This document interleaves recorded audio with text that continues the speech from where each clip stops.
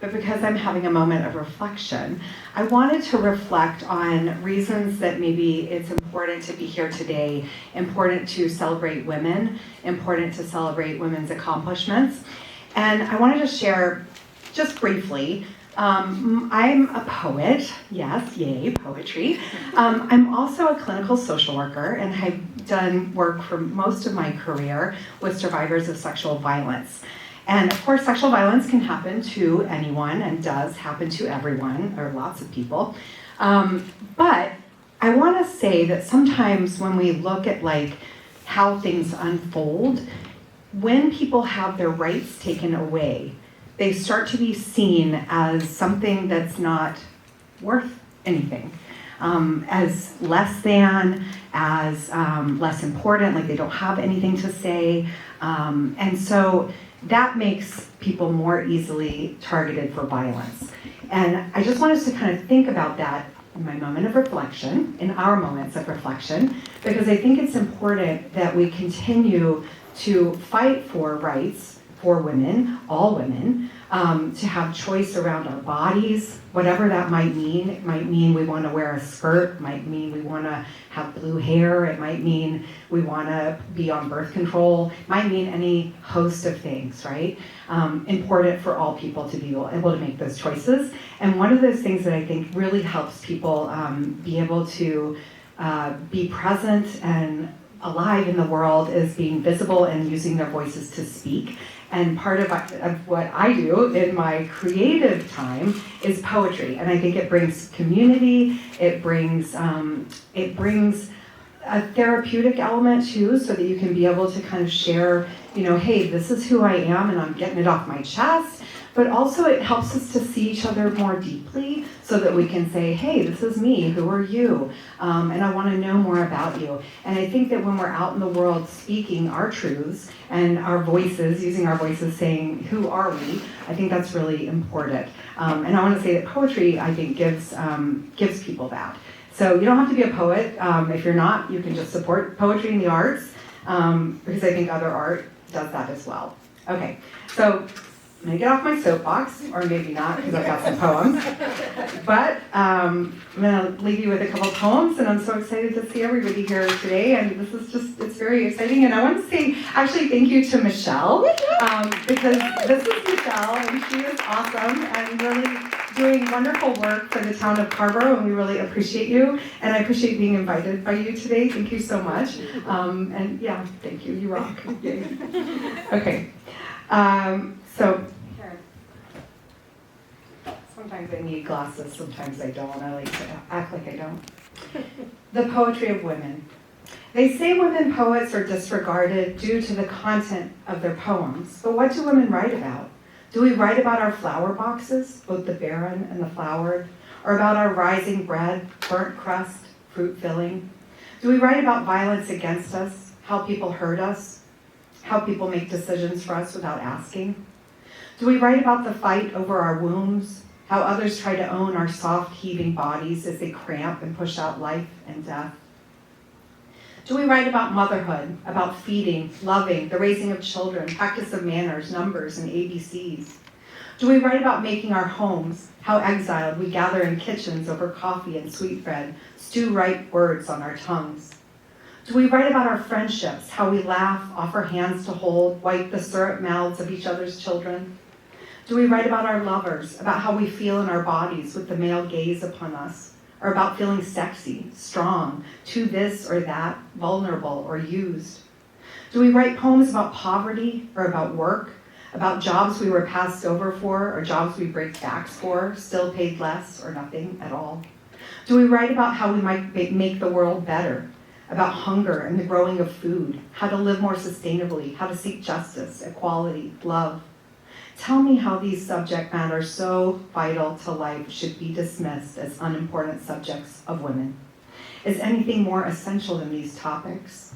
I see now that we are disregarded because we're women, but the poetry of women is necessary. Our voices hold our place in the tall, loud world. Yes. Okay, I'm going to read one more, and then I'll pass on the agenda here. What Eve taught me. Let me tell you about the ripe apples I didn't pick. Their smell, honey hibiscus, 1 or 2 larvae. I don't mind sharing a fruit with the right kind of worm.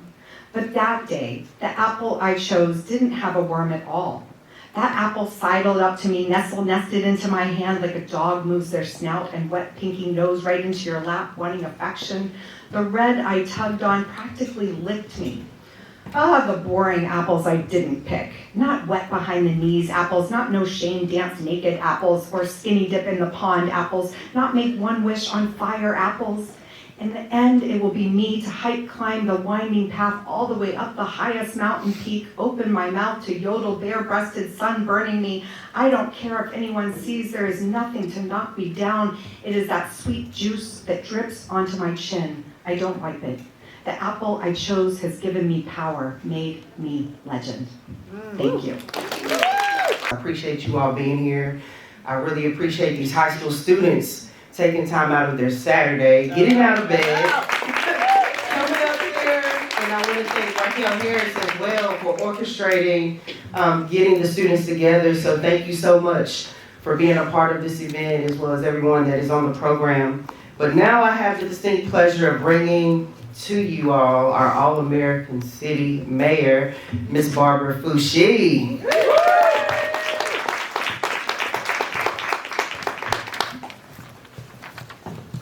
All right, thank you so much. It's good to see all of you here this afternoon. I believe I got on the same earrings in that photo. And I want to start out with a quote. Embrace what makes you unique, even if it makes others uncomfortable.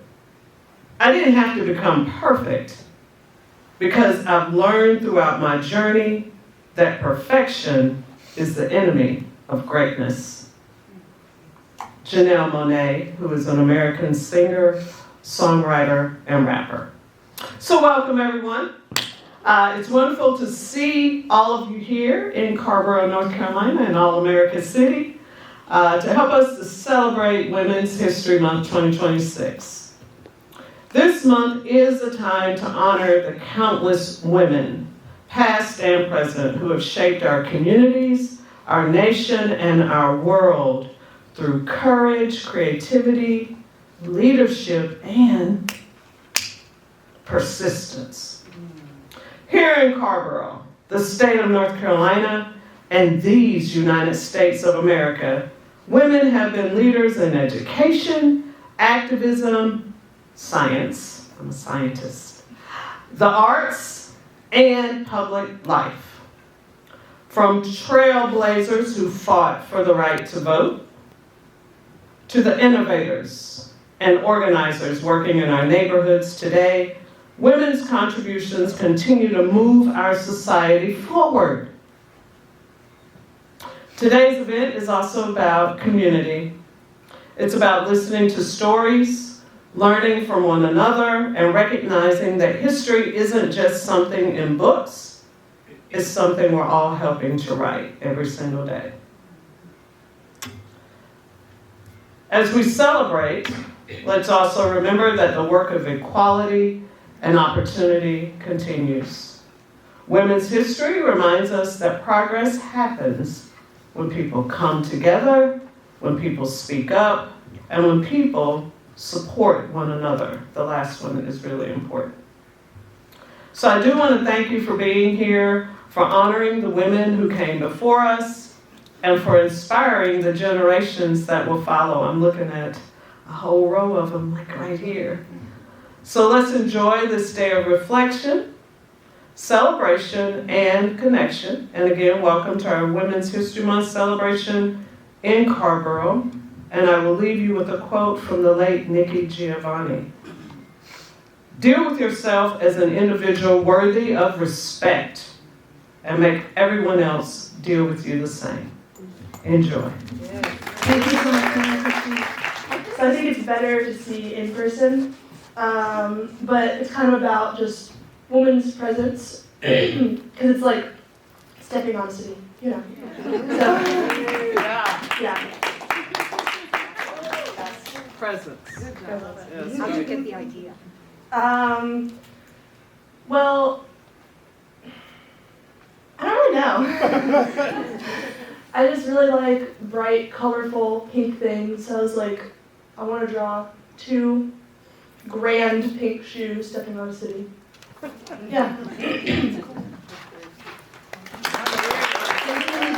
Madam Mayor, I was getting nervous because there were headshots, and I was like, oh, please, let us skip right to the video. And I'm glad we did move quickly, but I think I also had on the same earrings. So I'm going to get into a little bit more about my role, about the Kay Yow Cancer Fund, about Coach Yow, who actually would have turned 84 years old today. And so it's a special day to honor her and to honor so many women and the role that incredible women play in our society. Women didn't have a lot of the roles that they now have in society, much less the opportunity to play college basketball or to coach college basketball or to start a cancer fund or to lead Team USA to an Olympic gold medal.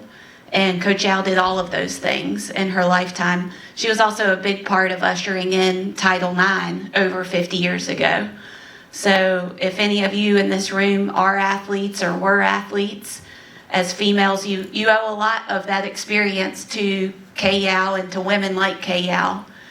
I had the honor of getting to know Coach Yow in what turned out to be her final season at NC State. She fought cancer off and on for 22 years, was diagnosed first in 1987, passed away in 2009. But the incredible thing is, over the time frame of those 22 years, she did in fact lead Team USA to an Olympic gold medal. She led NC State to a Final Four. She started the Kay Yow Cancer Fund. And so when we share the story of Kay Yow, we share a story of hope, because there's a lot that can be achieved after a diagnosis with cancer. And the work of the fund is to ensure that women like Coach Yow that find themselves facing cancer have those opportunities to still live a very full and productive and impactful, meaningful life.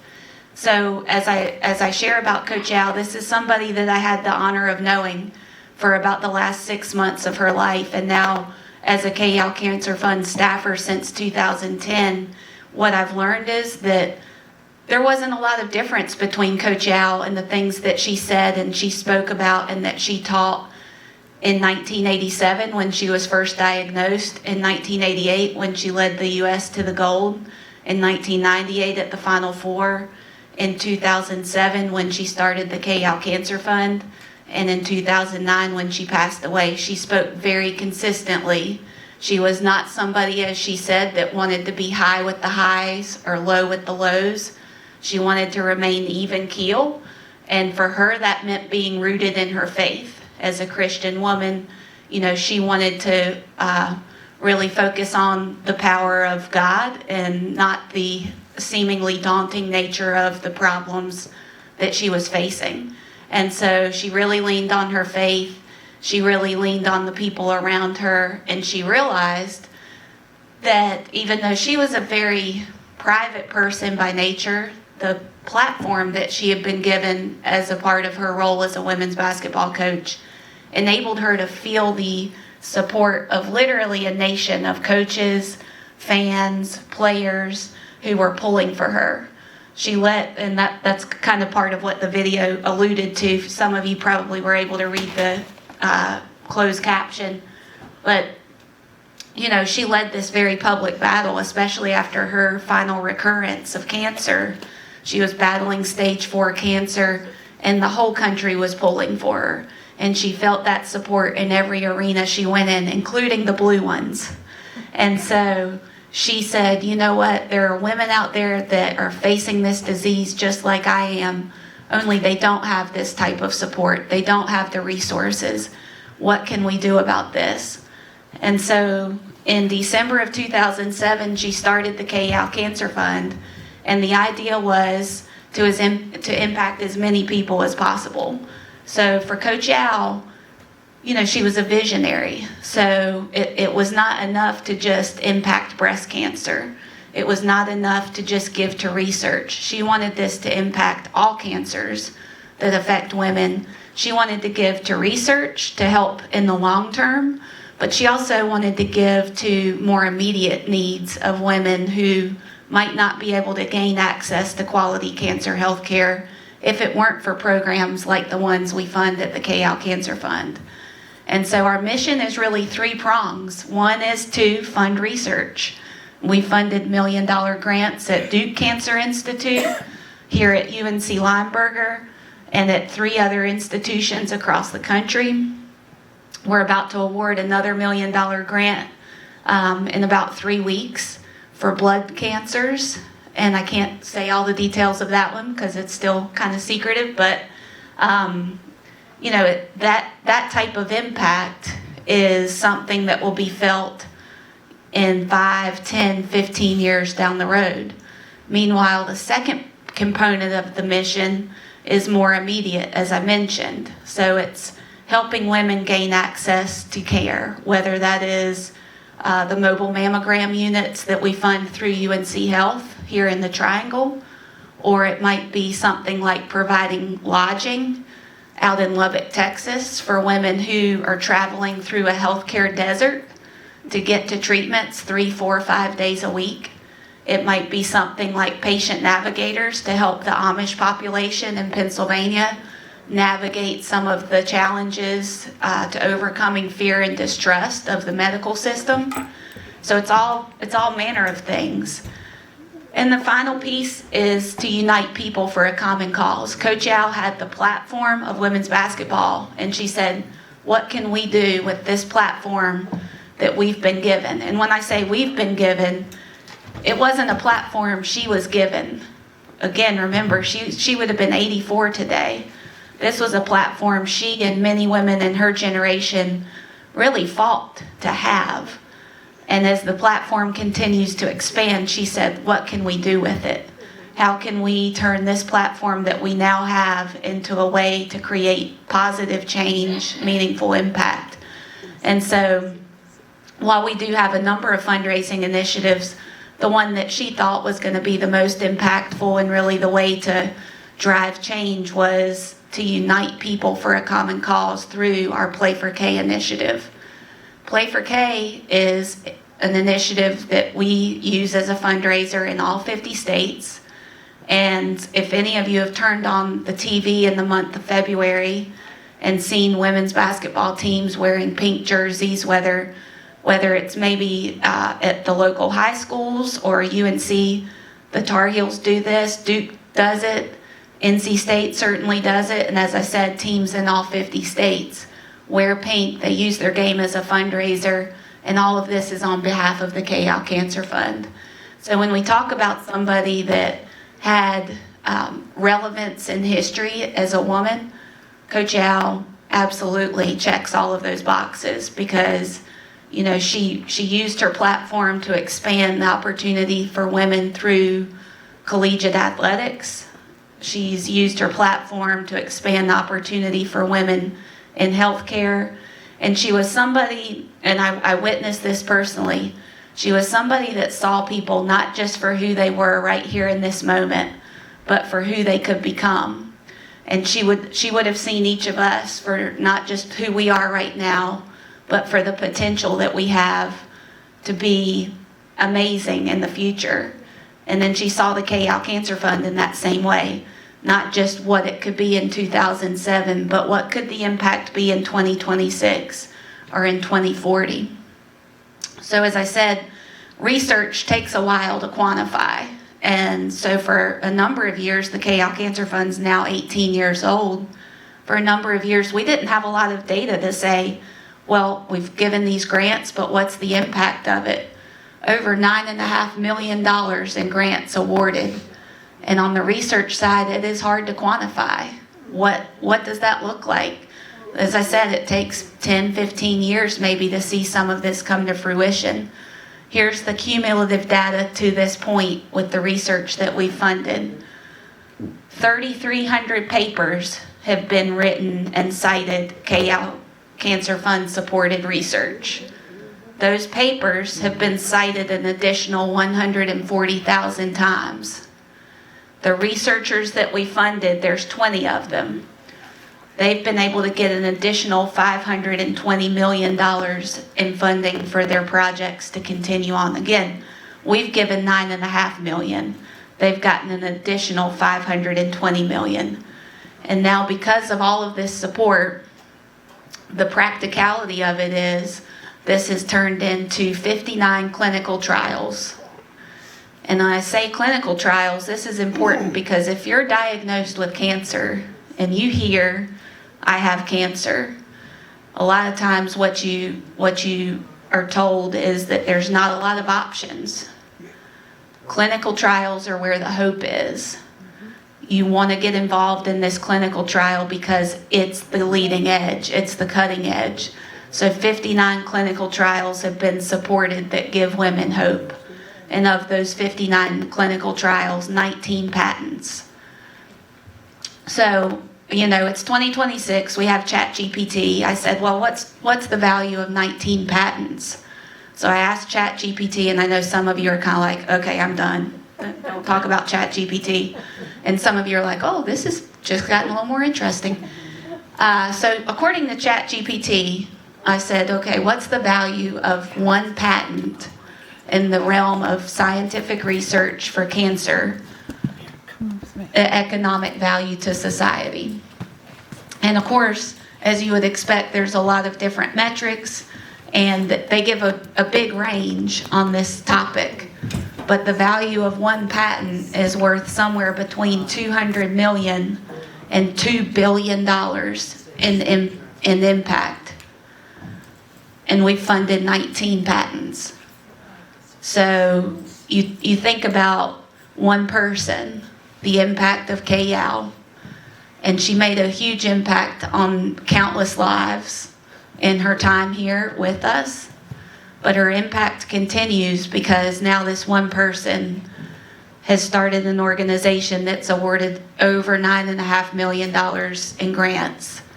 And those $9.5 million have turned into 19 patents that multiply out to about $40 billion in impact. And then also the underserved, over 80,000 mammograms provided. Women that are getting to treatment, women that are able to access care, cooling caps for survivors to have greater quality of life during their survivorship. So again, today we celebrate all women. We celebrate Coach Yow. Happy birthday, Coach Yow. Yes, thank you. And we celebrate the impact that a single life can have. And so as we celebrate women, let's celebrate Coach Yow. Let's celebrate all women. Let's celebrate the impact we can have together. Thank you so much. Woo! Thank you so much, Sarah. Wow, I got chills realizing the coincidence of having this event today on Kay Yow's birthday. Amazing. Speaking of amazing, it's time for our keynote speaker who puts the pal in Principal, who makes learning fun. I know she has a lot of fans in the audience today. Principal Kirtisha Jones is a dedicated educator and school leader with more than 20 years of experience committed to equity, community, and student success. A native of Bladenboro, North Carolina, she graduated magna cum laude from North Carolina Central University as a member of the inaugural Ron Edmond Teaching Scholars Cohort. She is a proud member of Delta Sigma Theta sorority. Ms. Jones began her career in Quality Education Institute of Durham, serving students and families for 10 years before transitioning to public education in Durham. Her work supporting literacy engagement led to an opportunity to present at Harvard. She later joined Chapel Hill Carrboro City Schools, where she served as a teacher and assistant principal at Northside Elementary School. In 2021, she was named Assistant Principal of the Year and selected for the district's inaugural Leading Equity and Achievement Development cohort. In 2022, this is where our story intersects as a McDougle parent. She became principal of Charles and Lucille McDougle Elementary School, where she focuses on fostering joyful learning. And when I say joyful, like, she's not kidding around about that. And strong partnerships with family and the community. Ms. Jones is an active member of Southside Church of Christ in Durham and serves as co-chair of the Women's Advisory Board. In May, let's get ready because it's going to be a big party. In May, she will earn her doctorate in educational leadership from UNC Chapel Hill, marking another milestone in her lifelong commitment to growth, service, and leadership. A quote by Nelson Mandela guides her leadership. If you want the cooperation of humans around you, you must make them feel they are important. And you do that by being genuine and humble. Welcome, Principal Jones. Thank you so much for joining us today. Other people very close to me. And I just thank you all in advance for being here. I am humbled to be able to tell my own leadership journey and my story. You can go to the next slide. Those of you who know me know that I am all about pictures, and I'm always taking pictures. I'm actually upset I can't be taking pictures right now. And I wanted a chance that as I talk to you about my leadership journey, for you to take the journey with me through my photos. So, as I said, it's truly an honor to stand before you today. When I was invited to speak about my journey to leadership, I immediately began thinking about how that journey started long before I had a title, long before I became a principal, and long before I imagined I would one day stand in front of a powerful room of individuals such as yourself. My journey started with a number. When I was in kindergarten, my teacher asked us to share how many members we had in our immediate family. And I took pride in the fact that I had one of the largest numbers in the room. My number was 7. 7 meant my mom, my dad, my 3 brothers, and my twin sister and myself. 7 meant laughter, 7 meant love, 7 meant a lot of noise. But by the time I reached 4th grade, my proud number of 7 had become 5. When I was in 2nd grade, my oldest brother, Leontonio LaTorrance Rozier, fell asleep behind the wheel and was involved in a fatal car accident. Losing him was devastating to my family. And then 18 months later, during my 4th grade year, I experienced the most devastating loss of my life, and the passing of my mother after her battle with sarcoidosis and lupus. I was 9 years old. Looking back now, it almost feels as if my mother knew she only had a short time with us. Because at the age of 9 when she passed, I could cook the meals, I could wash my clothes, wash the dishes, do anything I needed around the house, and take care of my own responsibilities. But more importantly, she had instilled something deeper in me and in all of us, a sense of purpose and self-motivation. She was my first teacher. And I quite literally mean she was my first teacher before I stepped into a classroom. Now my cousin is here and she can attest to this. She would sit us at the kitchen table and teach us everything we needed to know for school. I can still picture the alphabet people lining the walls of the kitchen where she taught us our sounds and our letters. When she passed, something shifted in me. It was the first moment in my life when I realized that I had the ability to persevere and do hard things. After my mother passed, my father, who was 38 years old, became a single father, and suddenly he picked up the mantle of raising 4 crazy children at the ages of 9, 10, and 11. I still don't know how he did it. And just let me tell you something about my dad. He did it with strength, faith, and an unwavering commitment to his role. Our lives changed in many ways, but there were things that remained unchanged.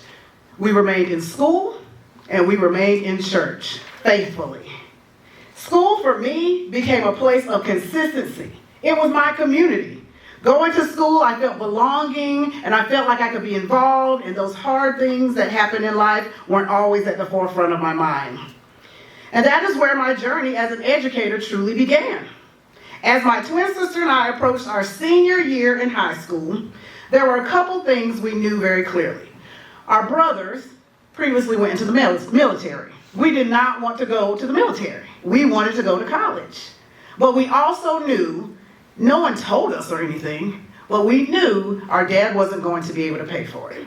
So we had to figure out, how can we get in school and somebody pay for all of it for both of us? And to be honest with you, at that time, we knew of the North Carolina Teaching Fellow Scholarship, and we knew that it would pay for everything. So my journey into education started with trying to get my tuition paid. Someone else had a greater idea than I even knew at that time.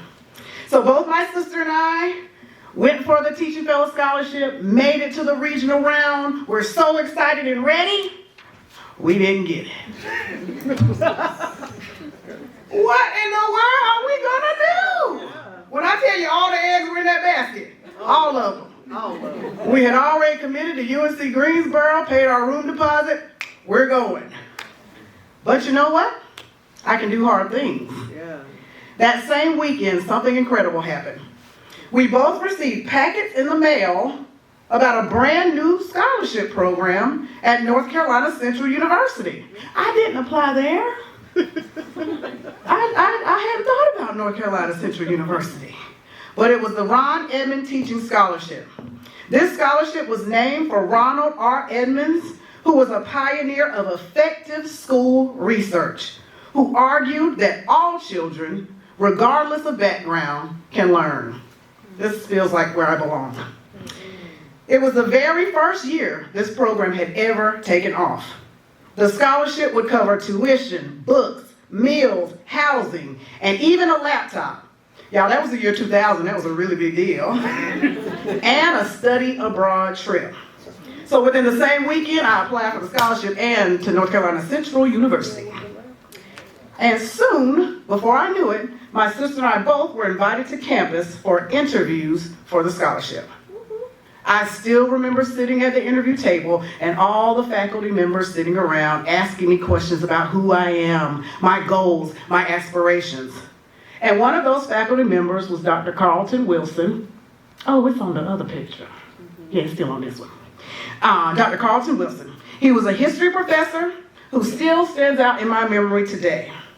During my interview, I shared that I wanted to be a high school history teacher. And from that moment forward, Dr. Wilson committed to supporting me in my education. Soon after, my sister and I learned that we had both been selected as members of the first cohort of the Ron Edmonds Teaching Scholars of North Carolina Central University.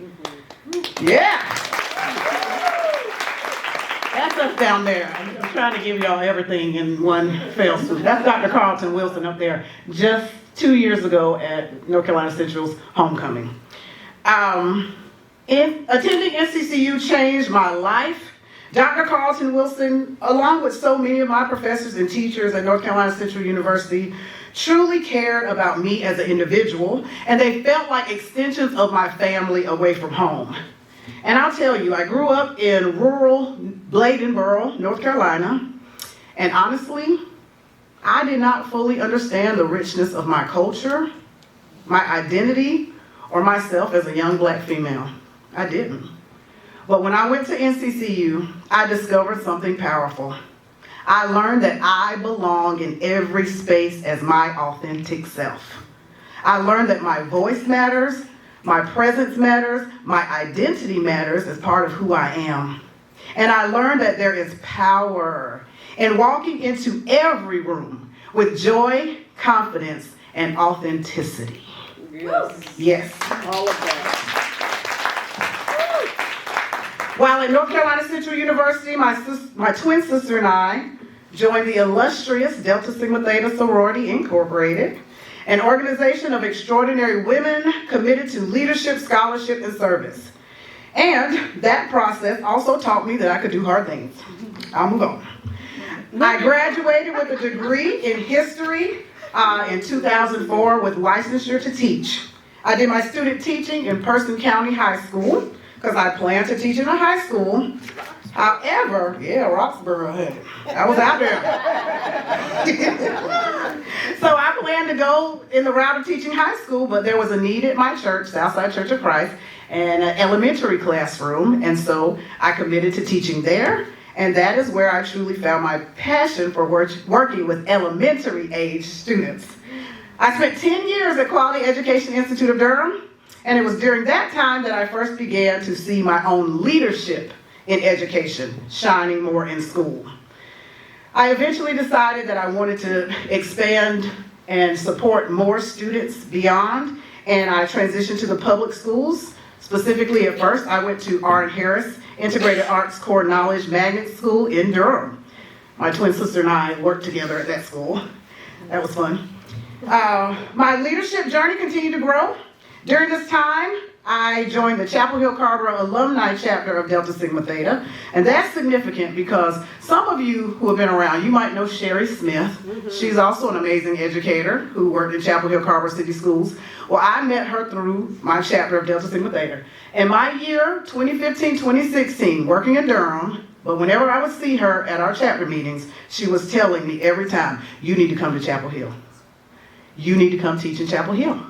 We need you in Chapel Hill. And when you come to Chapel Hill, reach out to my high school friend, Kirtisha Jones. She is a principal at Northside Elementary School. She told me every time I saw her. And so I decided the least I could do was reach out. I did. I reached out to Principal Sharpless, and at that time she told me she didn't have any openings at her school, but she'll get my name out there. Soon after, I received an invitation to a district job fair at Chapel Hill Carrboro City Schools.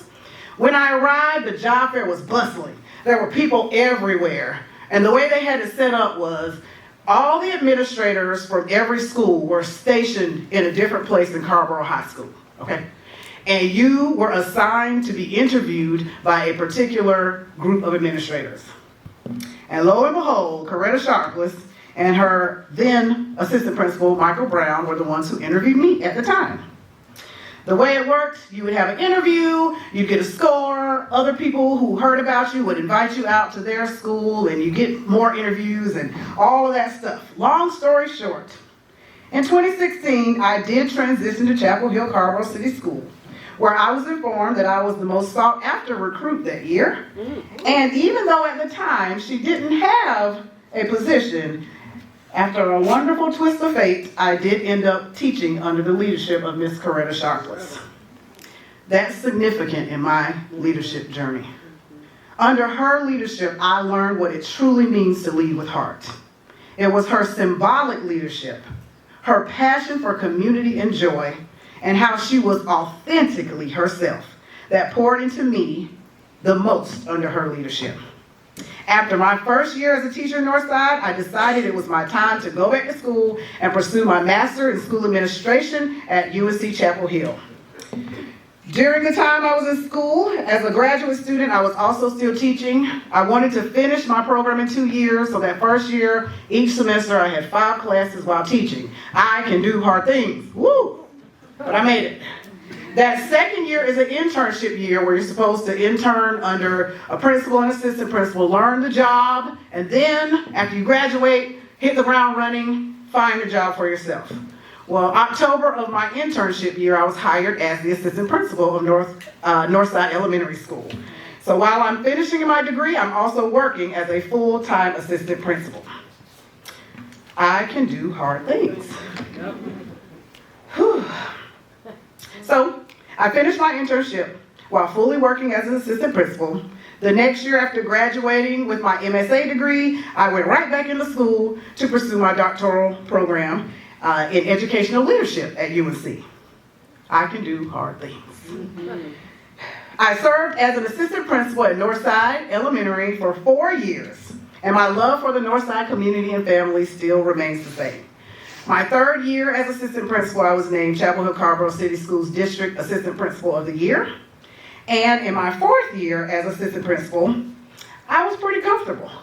I was feeling good, I was rocking it, and I knew I had just a few more years with my doctoral program. I'm settled. I don't want to do anything else right now. I don't want to rock the boat. Well, the boat started rocking. In 2022, 5 principal positions were opened up in the district. I didn't think that had anything to do with me, but it kept being laid on me to consider stepping into a principalship. And so I told myself that if I applied anywhere, it would have to be the right place. I wasn't going to bounce around to all 5 and interview with all 5. If there's one school that speaks to me, I might interview there. So that's what I did. I researched all the schools, and there was this one very special school known as C&L McDougle Elementary School. The C&L in the school's name is in dedication to Charles and Lucille McDougle, Black pioneers in education right here in Chapel Hill, Carrboro City Schools. Charles McDougle was a teacher, principal, and central office administrator in a career that spanned over 40 years.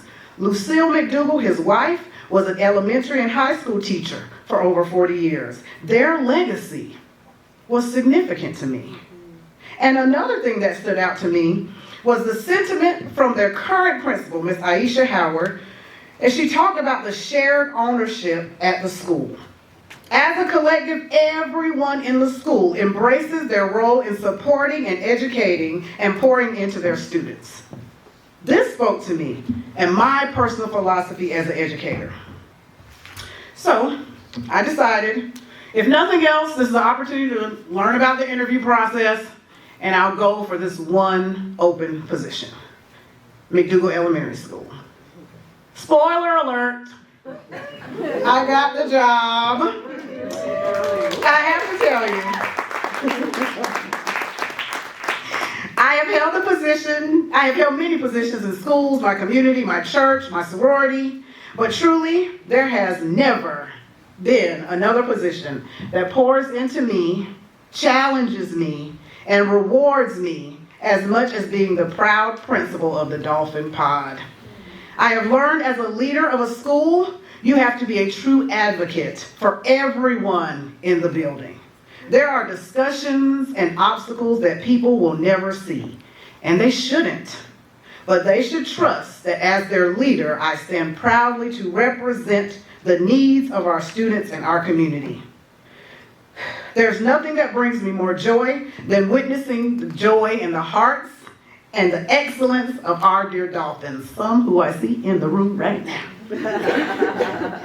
In 4 days, I will defend my dissertation to become Dr. Kirtisha Jones. Yes.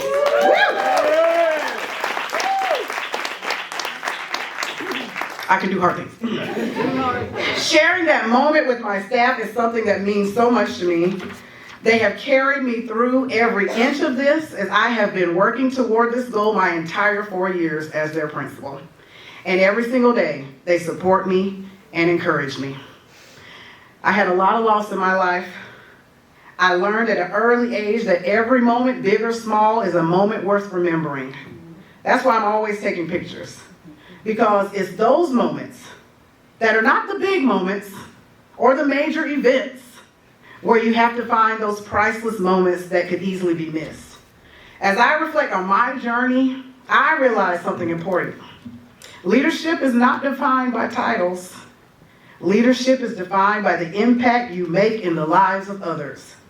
I learned that lesson from my mother, my first teacher, who poured everything she had into her children before we were ever in a classroom. I learned it from my father, who at 38 years old became a single father to 4 knucklehead kids, and who never let us forget our faith, our education, or our perseverance. I learned it from mentors like Dr. Carlton Wilson and Principal Coretta Sharpless, who believed in me and opened doors that changed the trajectory of my life. And today I learn it every single day from the students, teachers, and families of the Dolphin Pod at C&L McDougle Elementary School. Because leadership is not about standing in front. Leadership is about lifting others up. It's about advocating for those who cannot advocate for themselves. It's about showing up every single day, even when the work is hard. And if there is one thing life has taught me, it is that I can do hard things. I can overcome loss. I can walk into rooms where I once questioned if I belonged. I can rise, I can lead, and I can thrive exactly as I am. But I have also learned something else. Life is made up of moments, Not just the big moments, but the small moments, the smile moments, the proud moments, the hug moments, the I did it moments, the I'm so glad to see your face today moments. Those are the moments that shape our lives. That's why I take my pictures, because I learned early in life that no moment should be taken for granted. So if you take nothing else from my story of my journey of leadership today, remember this.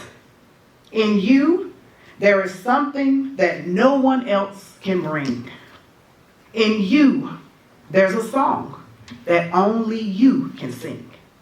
In you, there is hope when everything seems dark. In you, there is passion that's meant to be the spark. The spark in someone's day that never knew was there, that they never knew was there. The spark that brings a smile knowing that someone cares. These words are not meant to pull at your heartstrings. It's simply to remind you that you, yes, you and you and you, are meant to do hard things. Yeah.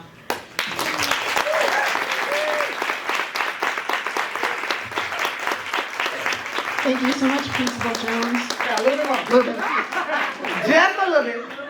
Because you are stronger than you think, you are braver than you believe, take time to celebrate the small moments, take the selfie, smile, and most importantly, live in your authenticity every single day.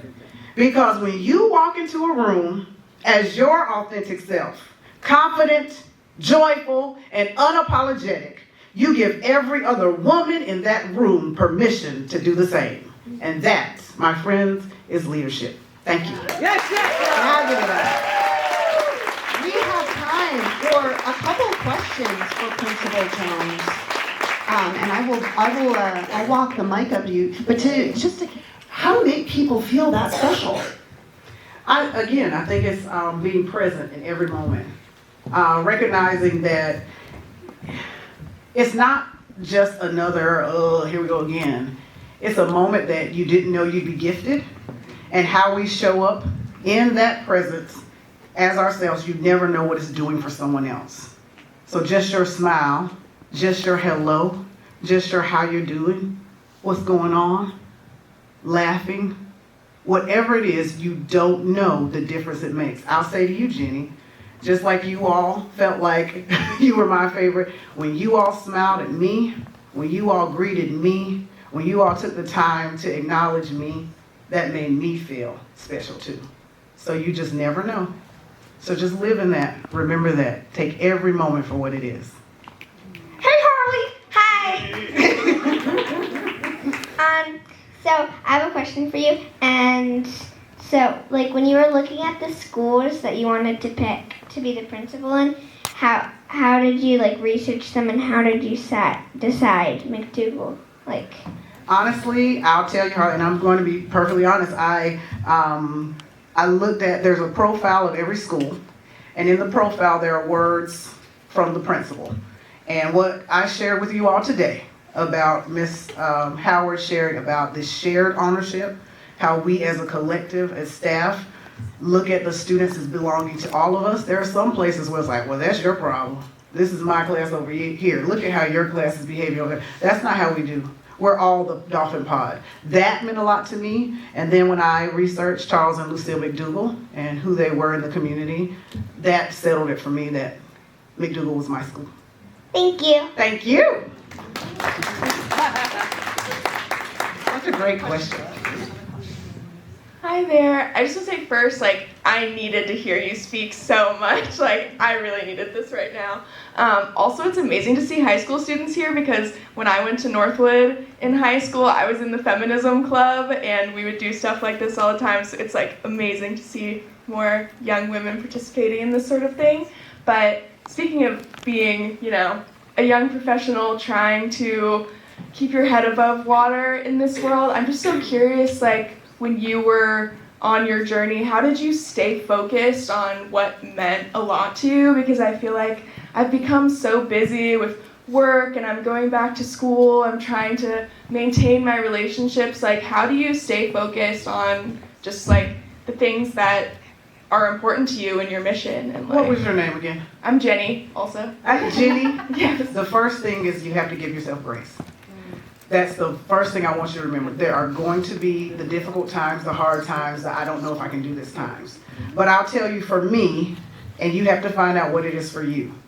For me, the memory of my mother and what I knew she wanted for me, still to this day, my defending on Wednesday is just as much for her as it is for me. So tap into what inspires you towards your greatness. It could just be simply you, but know what that is. But in the process, give yourself grace. Thank you so much. You're amazing. Oh, thank you. Any last questions?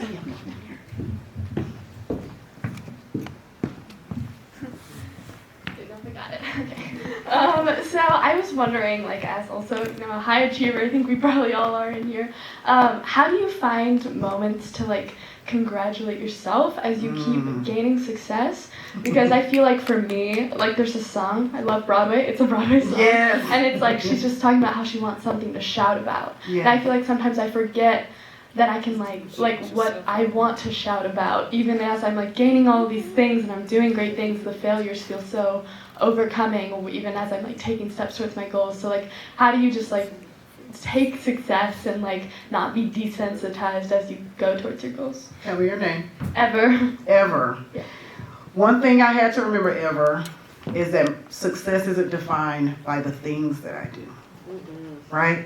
We're always going to be doing things, and you're already great. Even in failure, there's something to learn, okay? So take any stepping stone, even if it feels like I should have gotten that right, that should have gone a certain way. There's a reason it happened, whatever way it happened, and it's meant to teach you something for the road ahead. For me, what always poured back into me was my community, my family, my church family, and like I said, even my colleagues in my school. So leaning into those who you know love you and know you for who you are, because you're more than a test, you're more than a grade, you're more than an accomplishment. You're ever, and you do great things. Thank you. Thank you. Let's give one big giant round of applause. I can't believe the magic of this being Kay Yow's birthday and just being days away from your dissertation defense. It's amazing. We're going to take a 15-minute break, and when we get back, we have all kinds of amazing performances coming up from our Carrboro High School students. So get back here at 1:30, and we'll continue on with our program. Nighttime, the right time for kissing. Nighttime is my time for just reminiscing. Regretting instead of forgetting with somebody else. There will be no one unless that someone is you. I am sentimentally independently blue. Want your love, don't wanna borrow. Have it today, give back tomorrow. Your love is my love, there's no love for nobody else.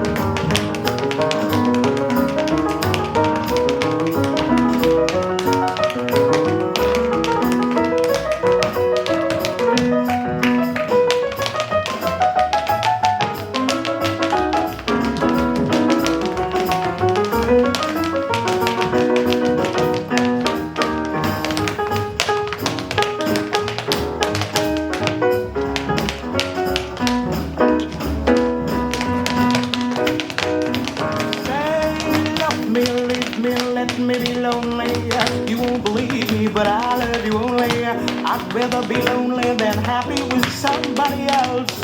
You might find the nighttime the right time to listen. Nighttime is my time for just reminiscing, regretting instead of forgetting with somebody else. There'll be no one unless that someone is you. I intend to be independently blue. I want your love, don't wanna borrow.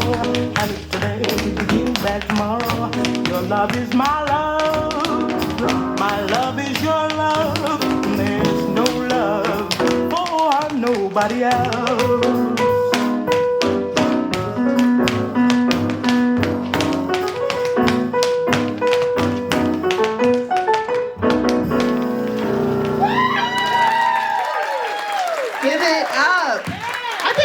McDougle, but does Carrboro High School have the most talented women and girls? I don't know.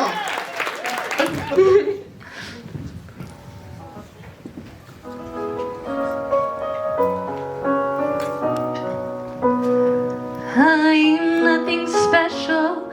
In fact, I'm a bit of a bore. When I tell a joke, you probably heard it before. But I have a talent, a wonderful thing, 'cause everyone listens when I start to sing. I'm so grateful and proud. All I want is to sing it out loud. So I say thank you for the music, the songs I'm singing. Thanks for all the joy they're bringing. Look, I live without it. I ask in honesty, what will life be without a song or a dance? What are we? So I say thank you for the music, for giving it to me. Mother says I was a dancer before I could walk. She says I began to sing long before I could talk. But I often wonder, how did it all start? Who found out that nothing could capture the heart like a melody can? Well, whoever it was, I'm a fan. So I say thank you for the music, the songs I'm singing. Thanks for all the joy they're bringing. Look, I live without it.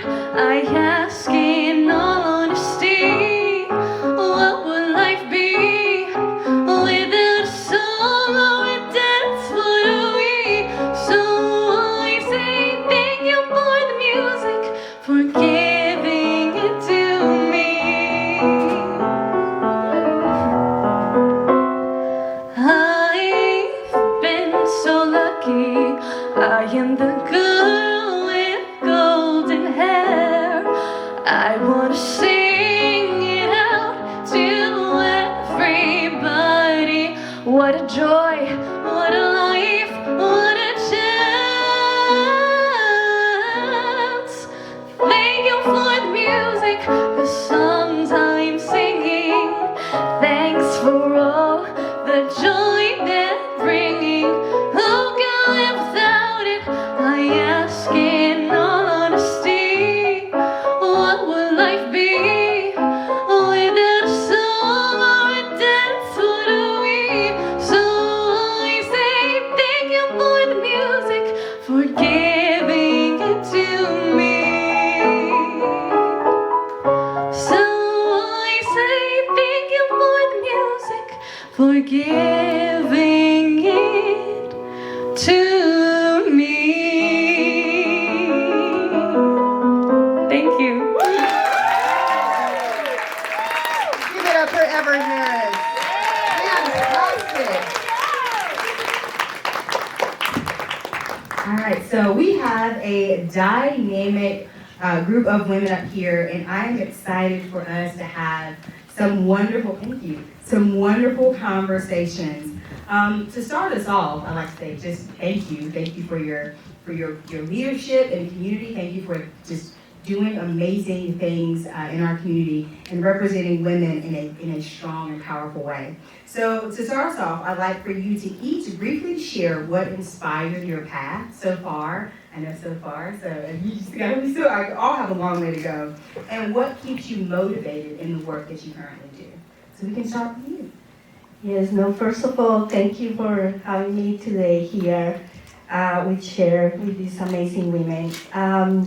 Yeah, I think, first of all, in my household, always since I was a kid, working with other people, volunteering, and taking care of people was very embedded. And when I moved from Colombia 21 years ago, and came to Durham, started learning all the the hard pathways our Latina community has to be, to overcome to be here.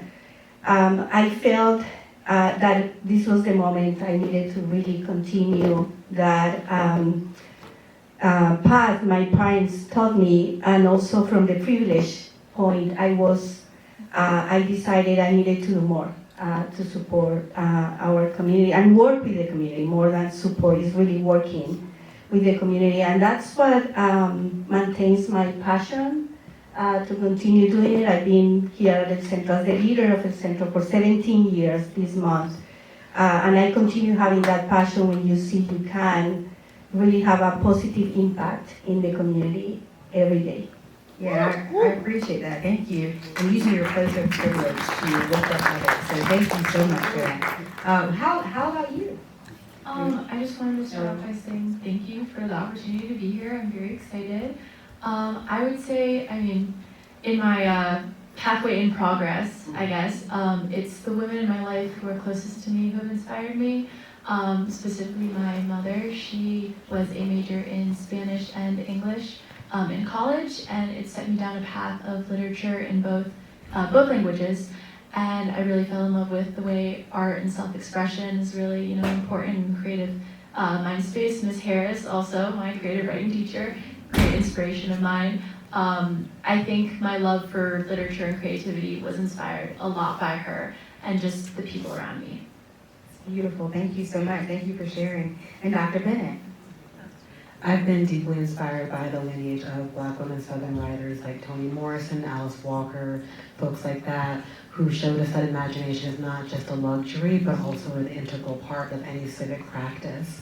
And same for writing. Writing is not just a creative pursuit, it's also a tool of addressing injustice, bringing our communities together, and they really showed me a model of what it means to use writing as a way to build a life, not just for yourself, but also for the people around you. Of how can I use my writing to amplify people's voices, to feed people, to make people feel seen, and to bring that into my current work. What keeps me motivated is to be able to see other young women writers walking in that same path and using their voices so freely. It kind of inspires me to keep pushing myself because I got to keep clearing road for them. That's beautiful. Thank you. I forgot the question. What has inspired your path today, and what keeps you going? What motivates you to keep going? Okay. Well, yeah, sorry everybody.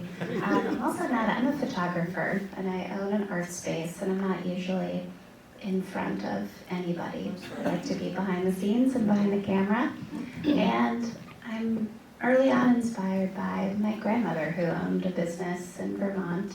She opened an antique shop. My parents owned a garbage removal company called Metivier Trucking, and early on I had people in my life who were women in business, and that's how I began.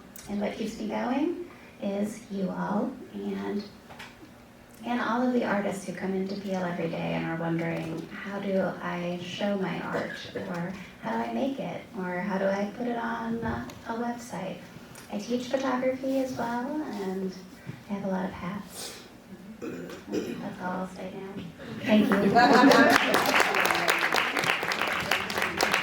So a common thread I heard was that our others, seeing the impact that we have on others, and I'm a firm believer if we have gifts to give, and our gifts are not for ourselves, and so you all are a perfect example of giving our gifts for others to thrive, and so that is extremely powerful.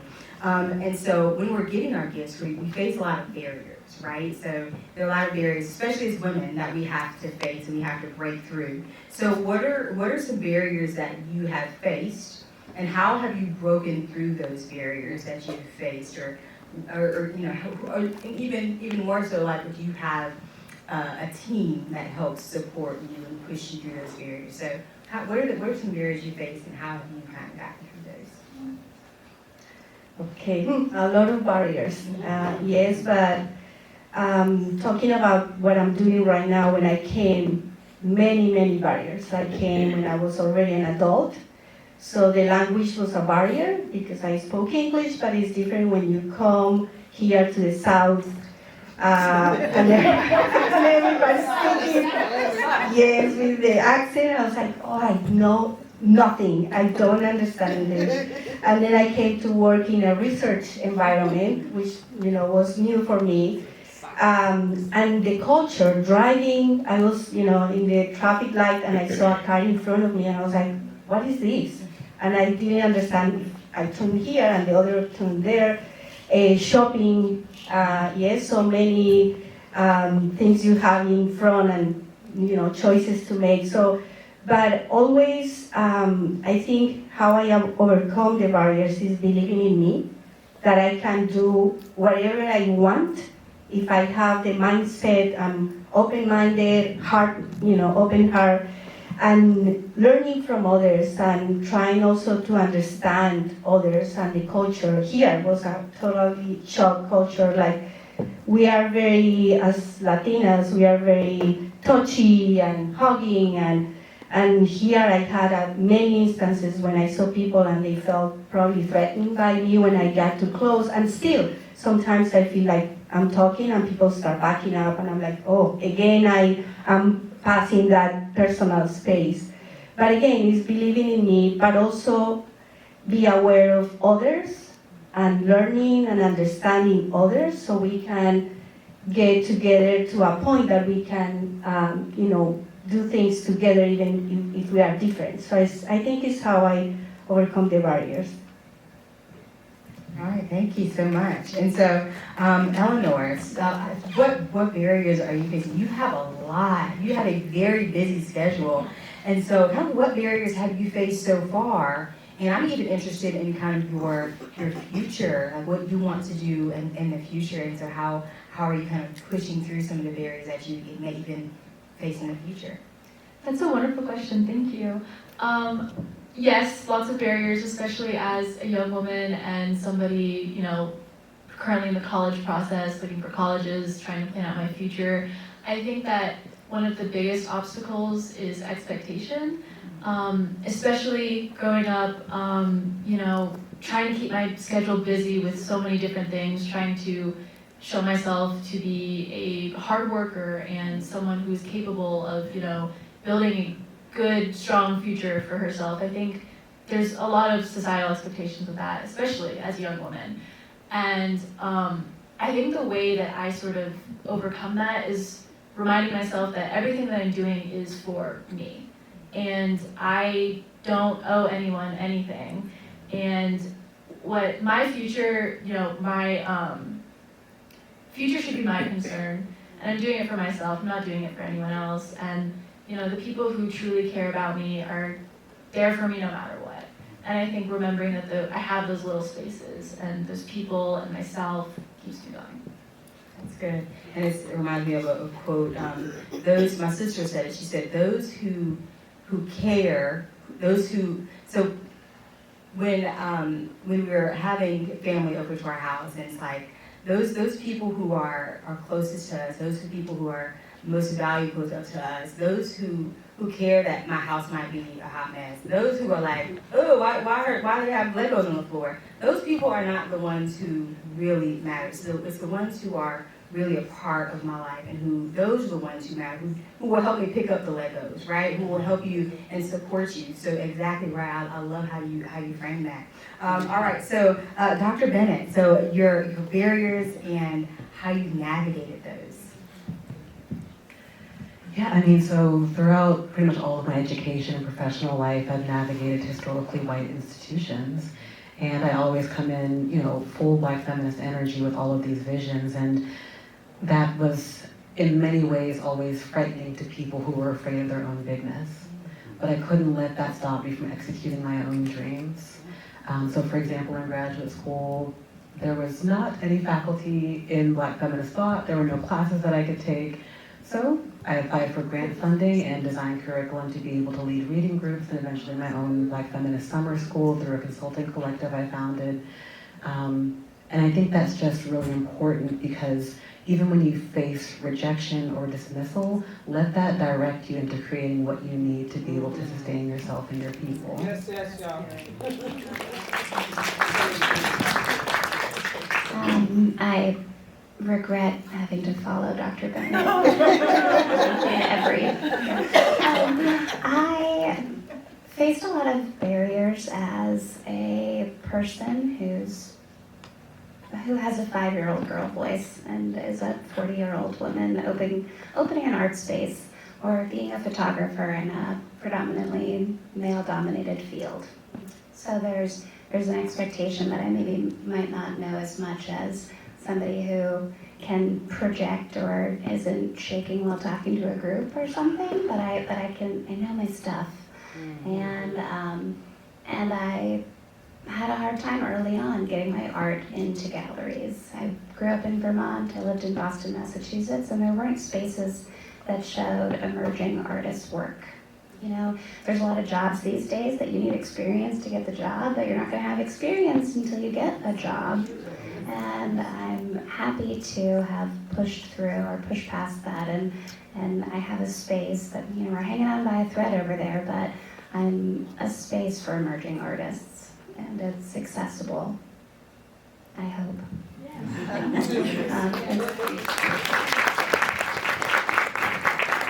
So Dr. Bennett, you are this question is posed specifically for you because I love it's beautiful. You talked about embracing your bigness, and I think that's a challenge I'm struggling with, as a candidate, and then making sure being appropriate and all the things. So how do you suggest people embrace that bigness? Like how do you, without coming off as how do you suggest doing that, embracing that bigness, and also understanding I need to be big and be strong and be bold and not care how others take my bigness? That's such an important question. I've been kind of ruminating about that this week because for me right now it's coming down to mindset. Because even how athletes at a certain level of eliteness, you can train your body, but if your mind isn't in the right place, you're not going to be able to push through. And so I can create this binary of a scarcity mindset versus an abundance mindset. And I've realized that to be able to think in abundance, to be able to be as big as I need to be rooted in relational intelligence, emotional intelligence, and spiritual authenticity. And when I'm coming from that place, it's not that I'm saying, oh, I'm better than everybody else. It's saying, I'm standing with people who I'm responsible for. I care about the emotions of people in the room, and I'm rooted in the cultural and spiritual traditions that my mother, my grandmother, my people have raised me up in, and there's no way to argue with that.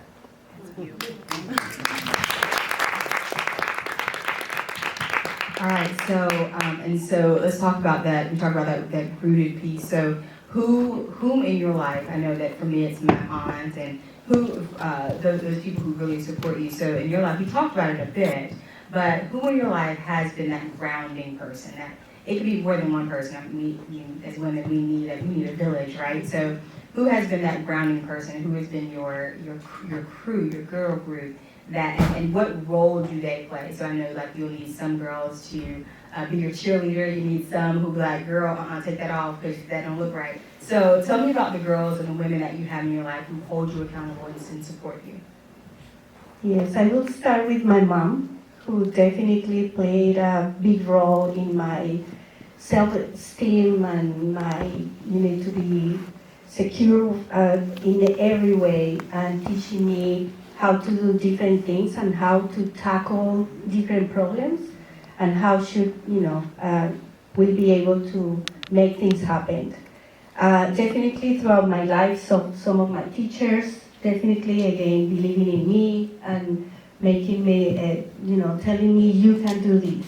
I think so, and right now, I think my daughters, I have 2 daughters that came with me when I came from Colombia, and one was 4, the other one 15, so they have different personalities, but always looking at them, and now that they are adults and moms, we share a lot the things that are happening to us and how we can really, I remember my youngest one, when she was 6, she was in school.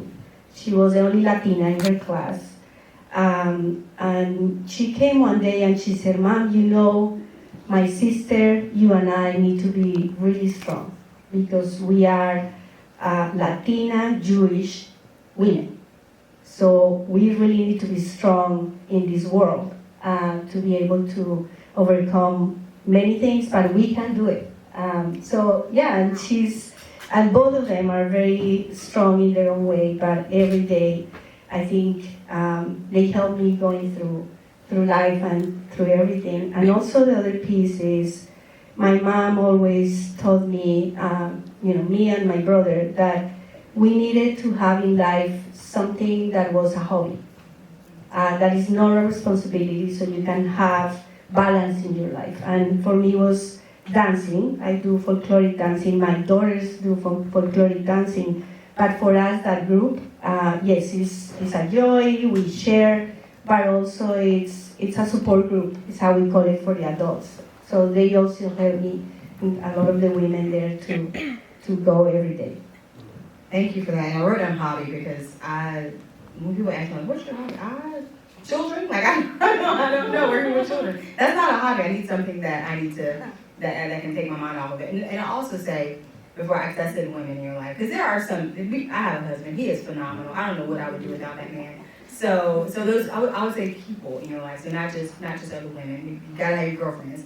I was with them last night. But at the same time, just those people who can also be that you, I was like, honey, what does it look like this morning? So he said, that looks good. So you still need those people too, right? How about you, Elinor? How about you? I would say probably most immediate answer for me would be my friends and my mother. They're, the most immediate people there. They're always there for me, no matter what. But I would also say that my grandmother, my Korean grandmother, has really inspired, determination within me. She immigrated from Korea, was a single mother to 3 kids, and sent all of them to college. And even with an insane language gap, she still, continues and perseveres, and that is something that I think is really special. Just like the strength and resilience that she's shown.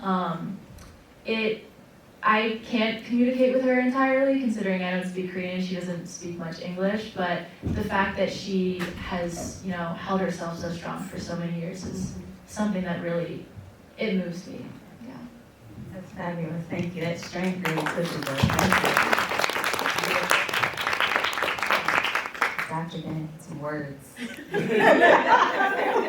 I will say, I'm deeply grateful to have been embraced by many of the Black women elders in the Carrboro Chapel Hill community. So the Nita Mason Women's Genius, as well as the Mothers of the Movement, who were Black women who were architects in the civil rights movement here in Chapel Hill. I was actually at an event with them on Thursday at the Chapel Hill Library, and just to see Miss Anita in her full power of, beautifully coiffed, very intelligent, outspoken, powerful, talking about narrative justice, centering the voices of working class people and restoring their humanity. It's like, oh, this is a model of I can be soft and strong at the same time, visionary and held. And even the dynamic between her and her partner was so beautiful to witness because he wasn't dominating or entitled or arrogant. He was completely supportive. And it just made me think more about the person who you choose to spend your life with. Come on, we already know, will dictate health outcomes, professional outcomes, mental health outcomes so much. And so to be in the presence of women who have made those choices with heart and strategy and thought and intention is really feeding me right now.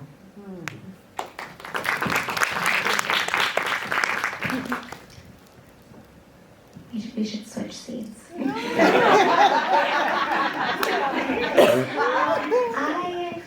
wanna give a shout out to my former therapist, Harriet. She retired, but mental health, you know, and I think as a young person who had a complicated relationship with my family, I couldn't have existed really without Harriet pushing me.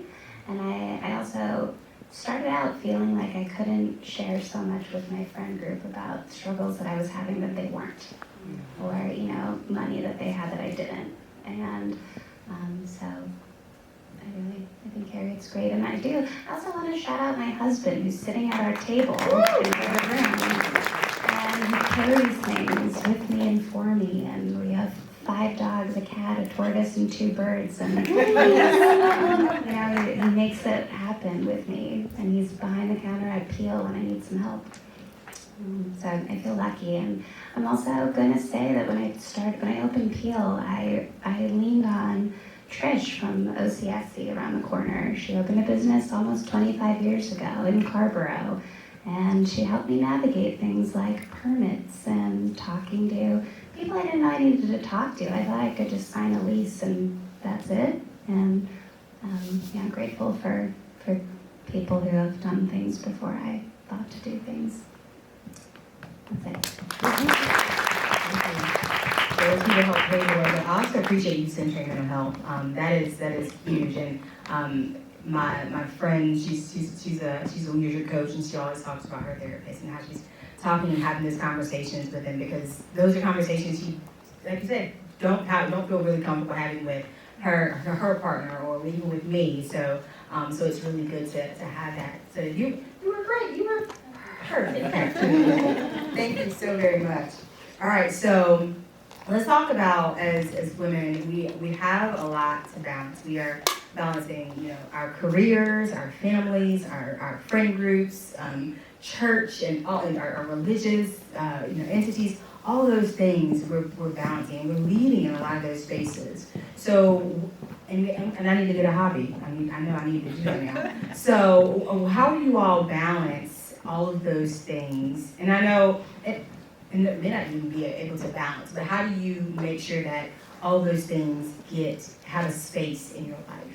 How do you all do that? Oh, that's a tough question.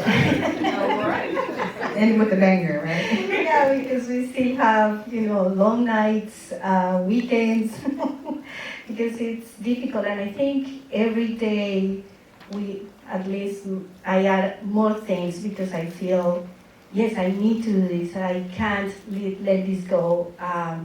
And also, it's not a secret what is happening with our community, and for me, for our organization,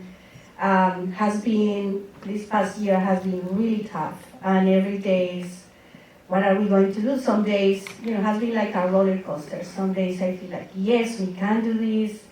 There is a way we can do it, and some days I feel like, how are we going to do it? And also I feel that responsibility as a leader of the organization, that I have to bring that positive attitude, telling people, yes, we can do it. And some days I'm like, how am I going to do that if I don't feel like that? But definitely, as I mentioned before, having my hobby, so I have an academy. We teach children from 3 years old to adults. The oldest one is 81. And I dance. I go twice a week. I teach, I choreograph, I do a lot of things with my daughter and her husband, so it's a very family-oriented. But that really helps me maintaining the balance, and when I feel like overstressed, and then I go on Thursdays nights to dance, it's like, yes, here is the stress, and I know things still there if I need to still do it. But that helps me really like relaxing. And also when I dance, and I love the art, and thank you for singing and dancing. It's beautiful because I feel when I'm dancing, it's my space, it's me. You know, it's my way to say I'm here and this is my space. So I think that's what helped me. And when you mention not only girls in your life, definitely my family, my husband supporting every single thing, but also sharing with the family. We have 5 kids between both of us, 11 grandkids. So really trying to go see them and spend time with them because needs to be that balance really. But it's difficult still going to bed at midnight and getting up at 4 sometimes, almost always. So still difficult. Well, I love that you talked about your dance allows you to just be completely you, and I'd go back to that's your bigness. That's how you are able to express the full parts of you. So thank you for sharing that. All right, so you are balancing a lot. How do you balance all of those things and getting prepared for university or wherever you're planning to go? That is a fabulous question. I would probably say making spaces and forming communities is how I balance most of like the day-to-day stress, everything that's going on. I would say that one of the most important things about like being a woman, and especially a young woman for me, is girlhood, and just having like these spaces where I can have, be with people who have lived in these like shared experiences, and just having other girls who are also coming of age and growing up and probably facing some really similar experiences is really important to me. Sort of like a support group, a support system. Like I ride horses, that's like my main sport, and it's very female dominated. And so having like a community of girls who ride horses and getting to see them often and work with them and also be with the animals is really important. And just having those, spaces, yeah. It feels good to know you're not the only one, right? I'm not the only one doing these things. Right. How about you, Dr. Bennett?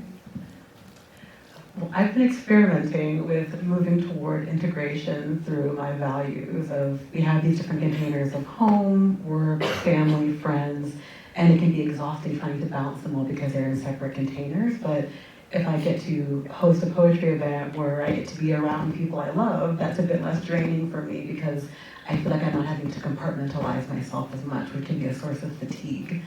And I think also through the practice of integration, you kind of let go of this performative identity that you have to maintain. Because even the last few days in my car, you might think I'm listening to serious poetry podcasts and stuff, but I've actually had Genie in a Bottle by Christina Aguilera on repeat. I was like, okay, actually, this is part of me too, and this is actually the necessity for the work that I'm doing. And just the last part about values, you're gonna have a lot of people pulling at you, wanting things from you, etc. And of course, I still feel guilt, and have felt guilt about saying no, but I'm like, okay, does this request align with the values that I built for myself and the mission that I have and the vision that I have for my life? And if not, I can respectfully decline or minimize my involvement because it's not getting me to where I need to be. That was beautiful. Thank you. And I've got another question. That's a good speed up. I'm gonna let you keep going, and then. I was going to say exactly what Dr. Bennett said. I'm going to echo like this idea that maybe it's not compartments, and maybe it's all you as a whole. And there's something that, one thing I know we're going to get to an advice portion of our time here, but I'm proud that I've made a life for myself that is everything that I want to do. So if I'm working 185 hours in a week, it's still things that I love that are meaningful to me and hopefully to others. So I think that's an important thing to just... As we're talking about values, and that's not on my list, but thinking about values alignment, that's beautiful, not having to there's no need to balance it. We can compartmentalize it, right? So I'm here, but I'm also having Girls' Day, right? So how do we bring all that together so it's not having to be compartmentalized? I appreciate that. So now we think about our values. What are your values, and how do those show up in your day-to-day experiences? Again, that's not on my list. So, but again, how do those values show up for you? Yeah, I guess for me, there are many values, but I think one that is very important is respect. Because if each of us respect the other person, I think it's easier to go in life. And it's not easy, yes, because sometimes you find people that don't respect you and gives you this ratio you wanna. But if you want respect, you need to show respect. So you need to, I always feel like you lead by example.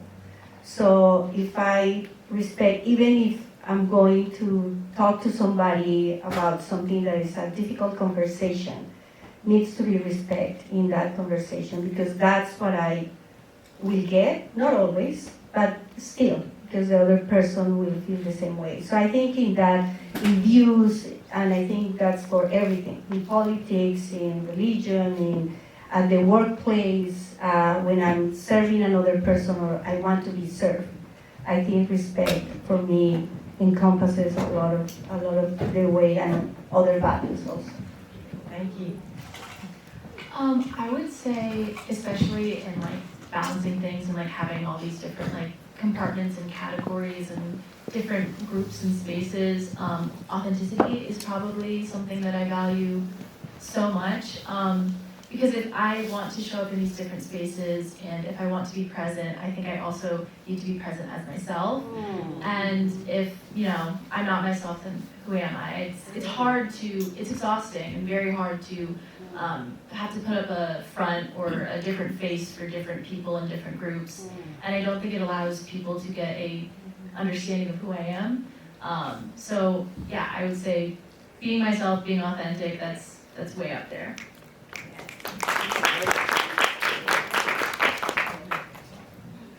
I love that answer, and I was also thinking authenticity, and I'm just gonna kind of like contribute to it, because for me, then the other value is compassion. And so when I am able to show up as myself and say, okay, people expect me to do these things this way, but actually I have a vision that's going to be different from that, and it actually is going to be in service of people who are often disregarded.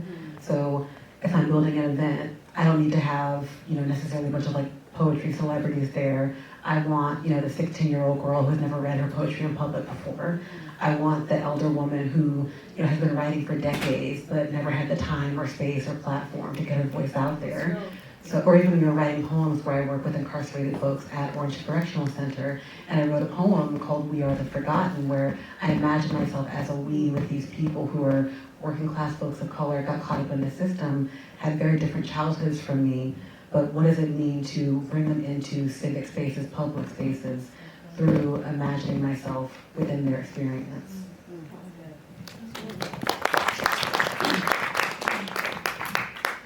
I don't know what I could add, but I'm gonna echo and maybe add to everybody that a value I have, and something that I can't always afford is giving when I can't always give, or when I feel like I've given, or I don't have any money, or how can I help?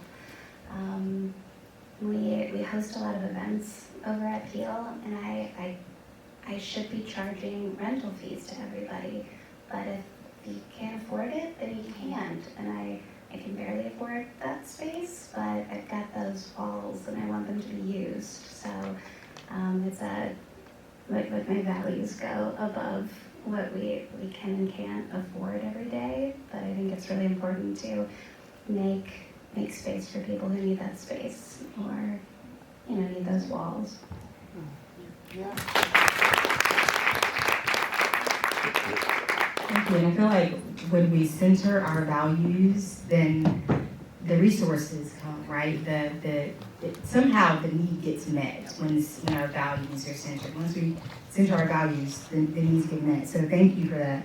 And so our final question is advice. So what is your advice? I was discussing younger generations, but I'm going to change that to what is your advice to the younger you, even the six, you talk about your daughter, the 6-year-old you. What advice would you give to the 6-year-old you? You should think about it if you need to. Yeah, I think, it's continue believing in yourself. Also, I believe that understanding that you don't know everything, and every day you learn from everybody. Every single day you learn something, and I think that really helps you also going forward. So being always mindful about that you always are open to learn, and that never stops, never.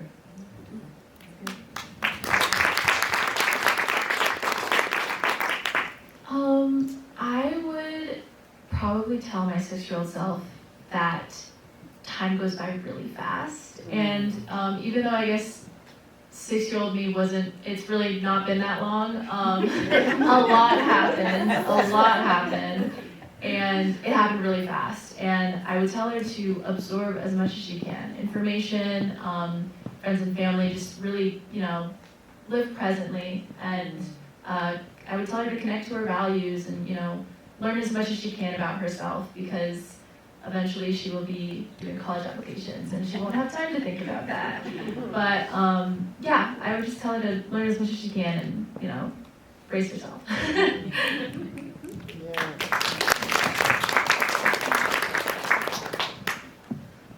I remember 6-year-old me was obsessed with Mae Jemison. She was the first Black woman to go into space as an astronaut. I had a little mini Endeavour space shuttle because she was on the Endeavour. And I would tell my 6-year-old self, you're not crazy for seeing connections between supposedly disparate things. Because, why was I, a young writer and poet, obsessed with this Black woman who was a medical doctor and an astronaut and a scientist? But it's because we both had a deep capacity for imagination and a deep desire to make our dreams into a reality, even when we faced obstacles. So I would say to her, don't let people shame you into constriction. Make sure that you're always allowing yourself to be as expansive as you need to be to get to those goals that you set for yourself internally.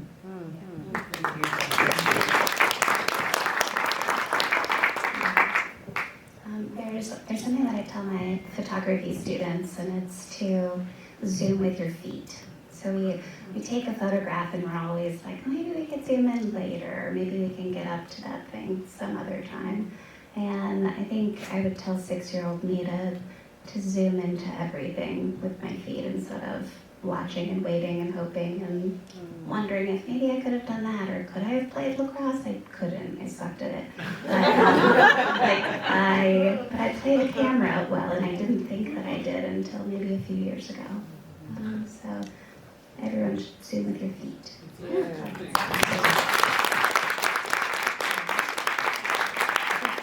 All right, well, thank you all so much. This was a phenomenal experience. This was great to talk with you all, and I am inspired. I got some notes, and we're going to talk about this in the car for Girls' Day. So thank you all so much. Thank you all, the audience, for being participatory and laughing, and it helps us up here. So thank you all so much. I'm honored to have been able to be your panelists and your moderator. There we go. You're the panelist. Be your moderator. So thank you all so much, and I hope you have a beautiful rest of your day.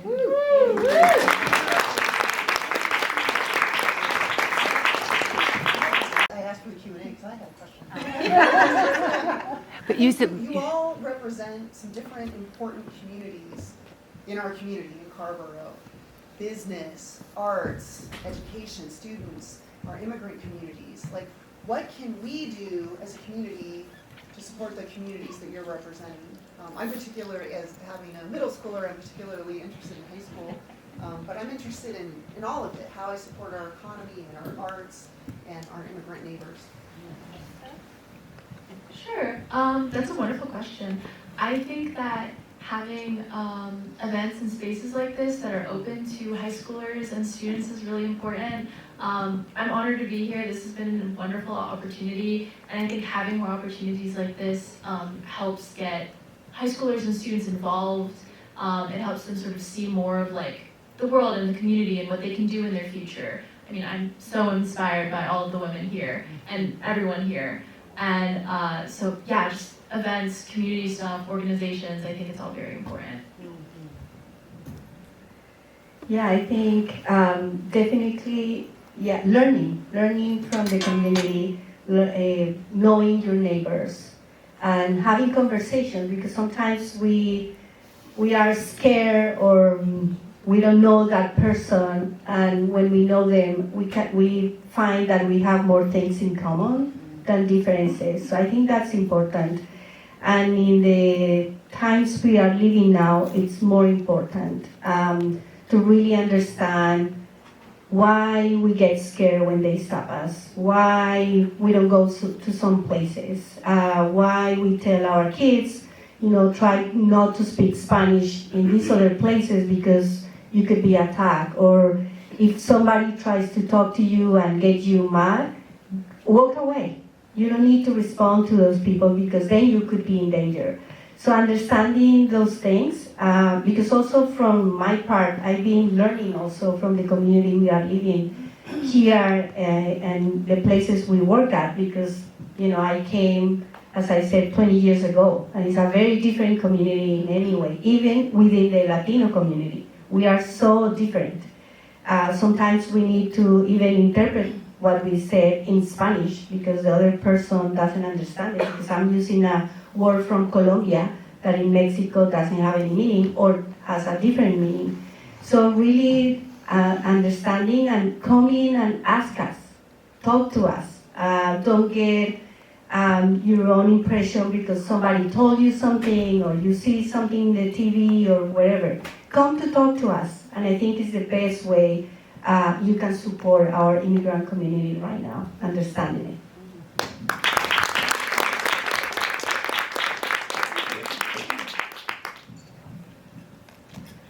I would say speaking up in moments when it counts.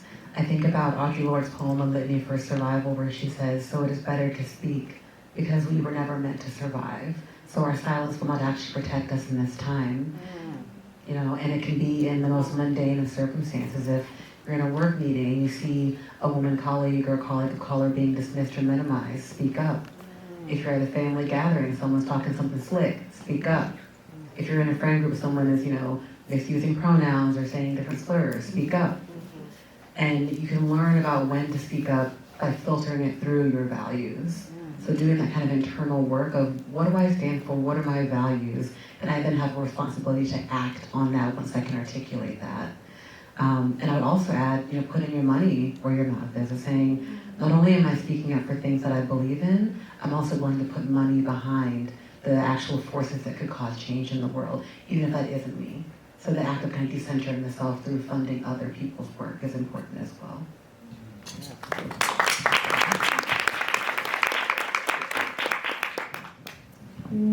Unsurprisingly, I don't have anything to add. And we're lacking on time, but I'm gonna double down on the know your neighbors. Walk around and ask for support and just be there for one another. Buy art. Buy some art. I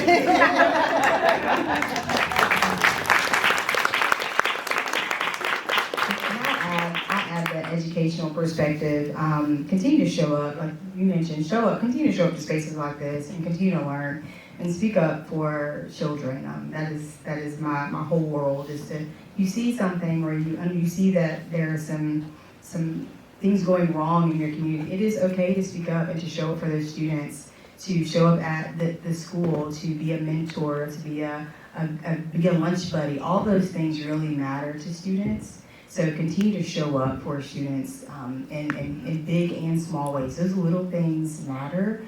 And Michelle and I have worked together in children and working with kids, and we've seen the impact of mentors on students. So be that person who can show up and support students from an educational perspective.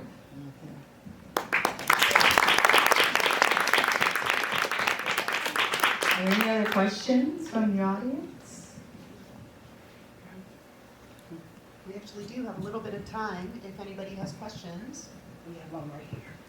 How did you pick the artwork that is displayed? Oh, she's here. How did you pick the artwork that was displayed today?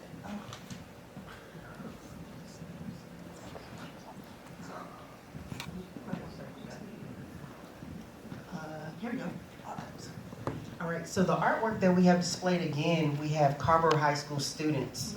Again, the young folks. Yeah. They're speaking out, they're speaking up. So we have to thank the Carrboro High School students who are showcasing their artwork, their dancing, their spoken word, and also our centerpiece on our program as well as on our presentation here was done by a Carrboro High School student, Cade Warren. I'm not sure if Cade is here, but Cade is responsible for this piece of artwork in the center of our presentation and on your program today. So I really appreciate Cade.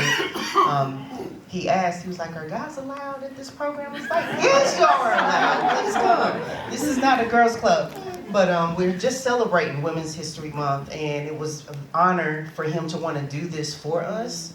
And I thought it was our due diligence to have his artwork to represent, you know, the rise and rhythm of this presentation. So thank you, Cade. You're not here, but you have representation. These ladies have truly represented Carrboro High School really well. So I thank you all for your artwork that is on display today. Yes. And speaking of artwork, we have two students who I think are going to come up and show their artwork, unless there's another question for the panelists. Any other questions? Oh, sure? Yeah. Don't be shy. Women's history is people's history. You can ask questions too. If you could.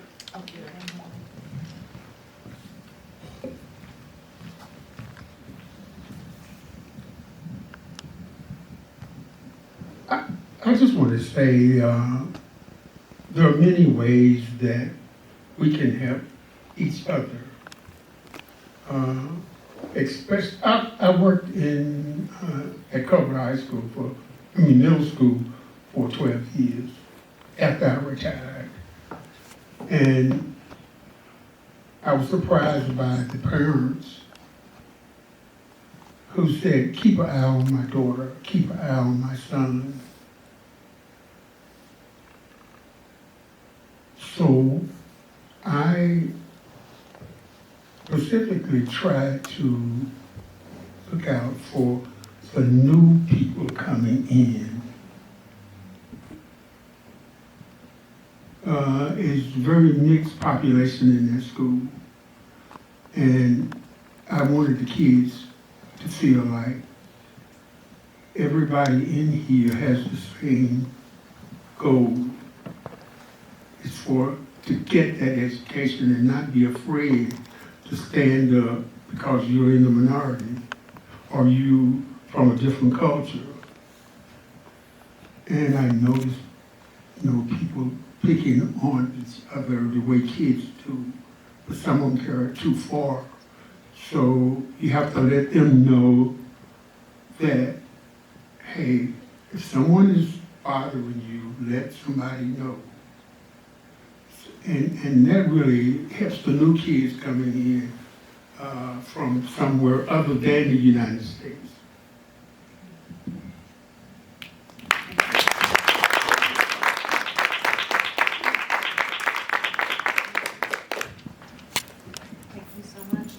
Thank you so much. I think now, thank you so much. Let's do one more round of applause for these amazing ladies. Thank you. Amazing. Thank you so much for joining us today. I took away, I don't know if you guys noticed, I was taking notes. You guys said so many powerful things I can't wait to think about and really marinate on later. We're going to have two artists now from Carrboro High School. Amali Shah will be sharing about her artwork that is on display. Amali, is your painting up here? Oh, here it is.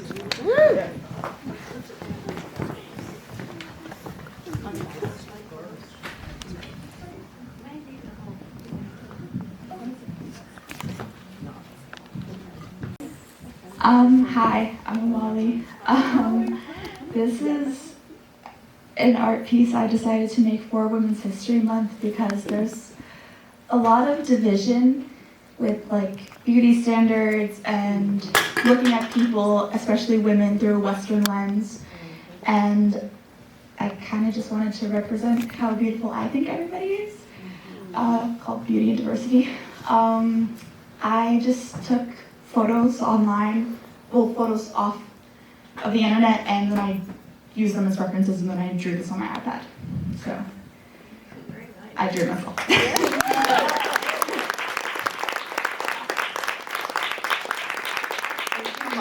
You know you live in a small town when the mayor's like, oh, I know that, I know your dad. She was at her church. Next up, Sylvie Schreiber is going to be sharing about her artwork that is on display too. Sylvie, are you?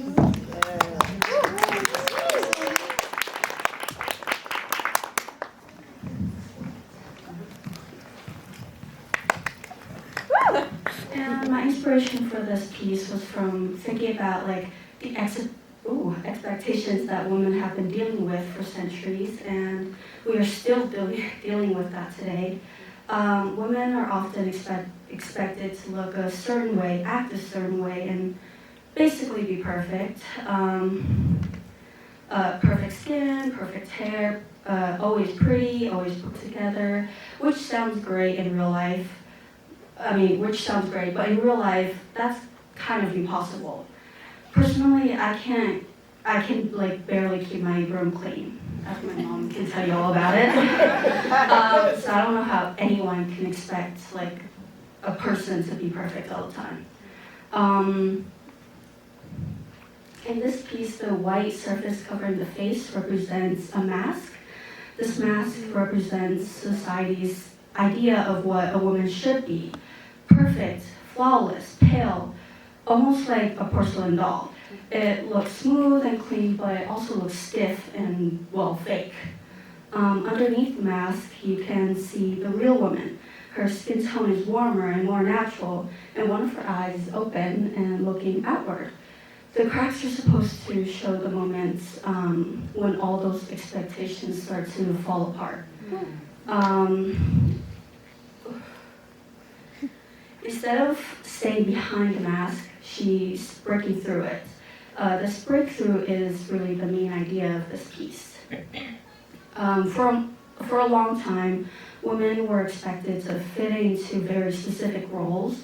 They were supposed to be quiet, polite, and always perfect all the time, but perfection isn't very realistic. It doesn't leave room for individuality or personality or mistakes. And mistakes are what makes us human. And honestly, being perfect is kind of boring. If everyone looks the same, acts the same, and follow the same rules, life would be pretty boring and dull, wouldn't it? But imperfection are what makes us interesting. In this artwork, the cracks in the mask doesn't represent weakness. They actually represent freedom. The woman underneath might not like match society's version of perfect, but that's the point. Her imperfection or what makes her human. She's not trying to fix the mask or put it together. She's pushing through it and showing who she really is. The eye that's open is important too. When I drew her, I wanted it to represent awareness and understanding. By opening her eyes through the mask, it shows that she sees the expectations placed on her, but she's choosing not to follow them. The contrast between the white mask and the warm tones of the real face also shows the difference between something that looks fake and something that looks real and human. The mask looks smooth, lifeless, while the real face underneath is warm and has emotion. I also want this piece to represent something bigger than just her. The woman in the artwork should also represent generations of women who have challenged these expectations and refuse to fit into society, into what society thinks they're supposed to be. Throughout history, women have had to break through a lot of different masks, such as stereotypes, social roles, and unrealistic beauty standards. I want each crack in the mask to represent someone deciding they're not going to follow these expectations anymore. And that's why this piece is called Imperfection is the New Perfection. I believe strength doesn't come from looking flawless or fitting into unrealistic beauty standards, or just standards in general. Strength comes from being yourself, even when that doesn't match society's expectations. And I learned that the hard way. The mask tries to hide the real person beneath it, but the truth will eventually break through. And when it does, it's never something weak or broken. It's strength and determination. And to be honest, being yourself is way more powerful than being perfect. Thank you.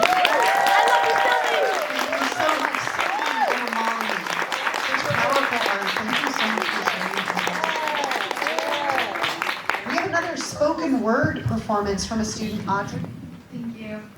Hi, I'm Adri. This is my piece titled Open Your Hand. In a world where perfection is the goal, we become as permanent as our errors and as temporary as our success. Open your hand. Empty. Then here's mine. Empty as well, but now intertwined with the solidarity of understanding. For we are a tapestry of everyone around us, woven by those who came before, mended by the stories of who we are, and remembered by the notions of who we hope to be.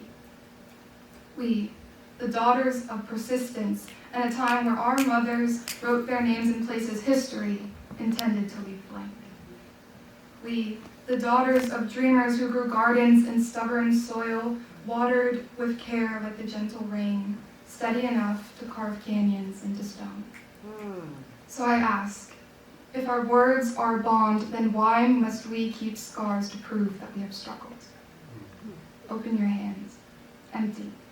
Again? Look closer. Veins forged by history, knuckles bruised by the cost of earning respect, and fingers aching for the comfort of reaching out. Because above all, we have learned that community is truly just another word for courage.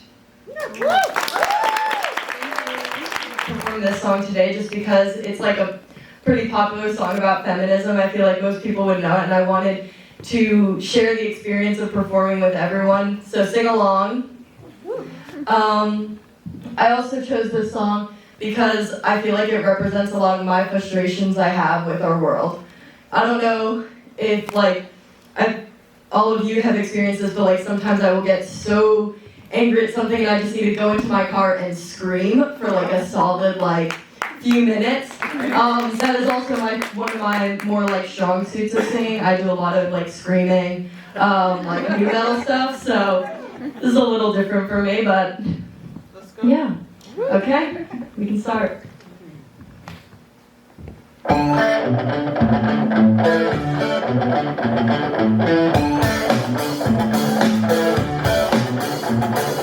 Take this pink ribbon off my eyes.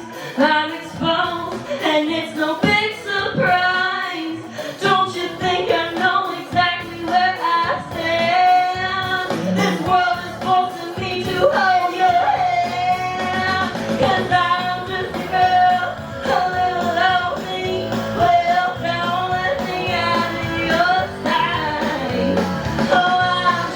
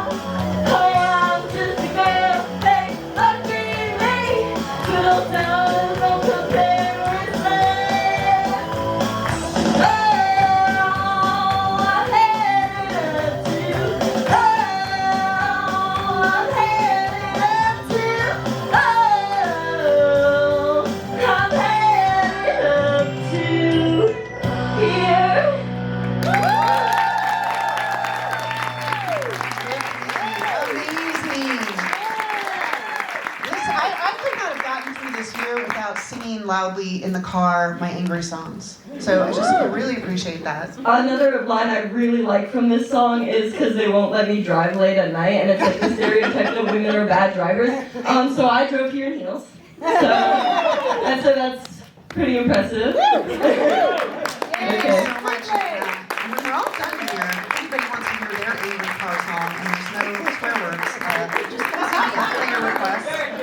But we are going to close out now with Dr. Amanda Bennett, our current... Thank you so much to the incredible young women who shared your art with us. That takes courage, creativity, and authenticity. Please keep going because you inspire me to keep growing as an artist. For mine, I just wanted to end with this poem I wrote called Interstellar Endeavor. Y'all know I'm obsessed with Mae Jemison. This poem is about and dedicated to her. And it's about how poetry can be a place where we can experiment with new identities before we get to live them out in the real world. So, Interstellar Endeavor. Oh, May, don't you ever get homesick? No. Why would I? I am made of all or nothing between the stars.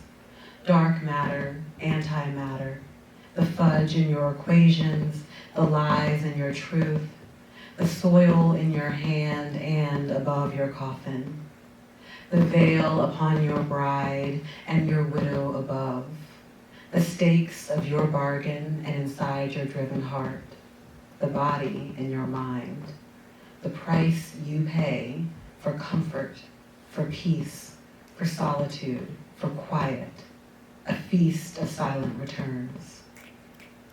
So I am not sick of home and all this blackness which shrinks into my palm, coming close, no breath, just me suspended, time gone, clocked out, those circles remain.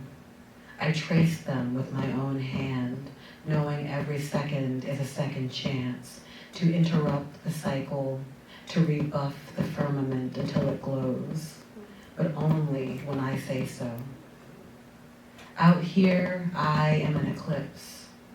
Hope's scythe cut in darkness, wielded by a son too weak for revenge against his world. A daughter is, I am a weapon instead. Quicksilver hewn and hemlock bright, advancing across unfriendly skies, cutting clean deep space into the cloud cover of closure. Thank you. Woo.